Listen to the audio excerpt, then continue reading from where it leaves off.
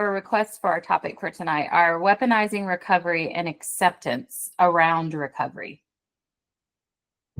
So it's interesting what comes up for me around this topic is one of my own personal stories where I intentionally was sharing vulnerably to my family of origin. And I say intentionally as in it wasn't reactive. I had a plan. I talked to my therapist about it. I role played it a few times. Like, remember, all recovering perfectionist here. So there was a reason that I was sharing, and in being intentional with it, trying to keep it short and sweet. Not that it didn't deserve, the whole story didn't deserve to be told, but I was clear of why I was sharing. It was to be informative about some boundaries that I was going to be using. And it was not meant to be a debate, and it wasn't an open conversation. It was, I'm sharing this with you because I want to, because I'm going to have different boundaries, and I just want you to know. In all the preparation for that and all of the role playing and even my tools in the moment, my husband was with me. He knew his role. Yeah, I just felt like I checked all the boxes and I did all the things. And I shared it with my family of origin. And the response back I got was, nuh-uh. It was flat out denial that what I was sharing was not true. And a lot of it had to do with my abuse from childhood. And what I can look back on, side note in the moment, because I want to remind us all that we're all fellow travelers. And just because I'm a therapist doesn't mean I'm exempt from anything. I went full on feral, like full on feral. Lost my shit, didn't hurt myself, didn't hurt anyone else. And my words definitely hurt people. I was hurt and I hurt back. So I quickly ended the conversation and quickly contacted a safe person. But the shock behind what happened, I was in it a good week. The reason I'm sharing this is later on, there were more conversations with family of origin, and it got past like full on denial and just became, well, I hear that that happened and you just need to get on with it. Like, you can't hold on to that. You need to move on and get over it. I don't need to qualify which abuse that I was sharing because it doesn't matter. Abuse is abuse is abuse. And it's no one's right to deny one's existence or their reality. And then to be told that I just needed to get over it rather than trying to understand, trying to support, was really hard. Really hard.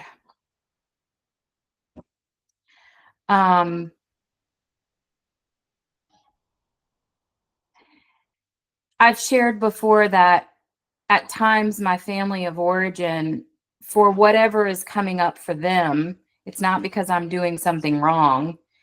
And I hear judgment statements, comments like, don't therapize me, when I'm having conversation. Side note, it takes a lot of work to do that. And if they're not going to pay me for it, I sure as fuck ain't going to do it for them. Just for you guys to know. I kind of feel like you already know that, but let's be real. That's not, yeah, no. Anyway, I didn't say that to them. Maybe one day I will. But the idea that I'm therapizing rather than using my tools, what they were doing is weaponizing who and what I am, to disregard what I was saying because they didn't like it.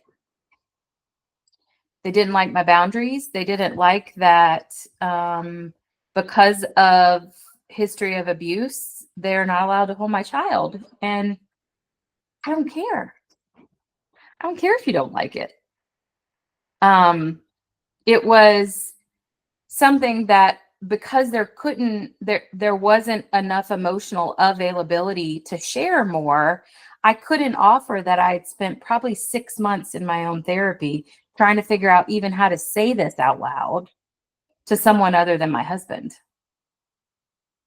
to then be met with my truth being weaponized and held against me. And the reality in looking back at what happened was I had so much more recovery than my family of origin, that not just the denial of my reality, but also the tools that I was using, they had no concept of. It was so threatening to them because they didn't understand it, because they didn't have any recovery. Now, that perspective takes a shit ton of emotional availability to be able to acknowledge. Please hear me say that did not come lightly, and it took a while to get to that point. And sometimes I'm still pissed, but it is the reality of I had to go through all of my feelings and my rights, those child rights that we do in the workshops. I had to go through all of those rights and reminding myself and reparenting myself, because what I was getting was not guidance or parenting. And in fact, it was more abuse. And the hard part to realize, I think, for me, was to acknowledge I was sharing about my abuse while I was being abused again. That was hard for me to see in the moment. And it wasn't until I was doing another 3 to 6 months of work on that episode that I got to the point that I could even, my prefrontal cortex was in a place where I could acknowledge that that's what happened. I was gaslit. I was abused again. And this is why you guys hear from me and my team that just because we do systems work and family work doesn't mean that family is safe enough to come into our sessions. That's why sometimes it's an empty chair with a name tag. Because our role in this type of work is to make sure that safety happens for healing. And I don't know if you know this, but I can't control what people say. So if I can't make sure you're safe, they don't get to come in, right? And I know some of you may have said that to me at some point in your therapy with me, like, oh shit, do I have to bring my mom in here? Or oh fuck, do I have to bring my sibling? No. I mean, we can if you want to. But now looking back, hopefully you see that all of that was very intentional. And unless there is safety, unless I know I can do that in a place of safety, family members don't get to come in. Doesn't mean their energy isn't there. Doesn't mean they're not represented, because they're not required for me to heal. They're not required for you to heal. And it is the belief that when we do family systems work, family structure through an energetic inner child portal, as I'll call it, who is represented is the truest and highest self of that person. Because so often, much like what I was met with, I was not met with love. I was met by their pathology. And being able to do that work and recognize what happened was their pathology reacted to me, not my family members. So it's really, really hard, not impossible, but really hard to keep ourselves safe, even as adults, when we are choosing to share and be vulnerable with loved ones that may or may not have our level of recovery. There's a lot that happens in the rooms, AA and NA, where we talk about sometimes a level of disclosure is only necessary when it can be received or when it supports or helps a relationship. Dragging up everything from the past doesn't always serve a purpose. And so in the rooms, we're very aware of why we're sharing, right? It's intentional. Getting to a place where I can accept my own recovery is hard enough. I don't have any control over whether or not my family members accept my recovery. And in fact, "Don't therapize me" was only about a year ago, the last time it was said. I am more and more grateful because I do get to show up differently as time goes on and the more work that I do, where sometimes I don't react. Sometimes I don't even give it the energy. I would love for that to be the case every time. It's not, because I work fucking hard for it. And feeling disrespected sometimes is a trigger for me, especially for my body.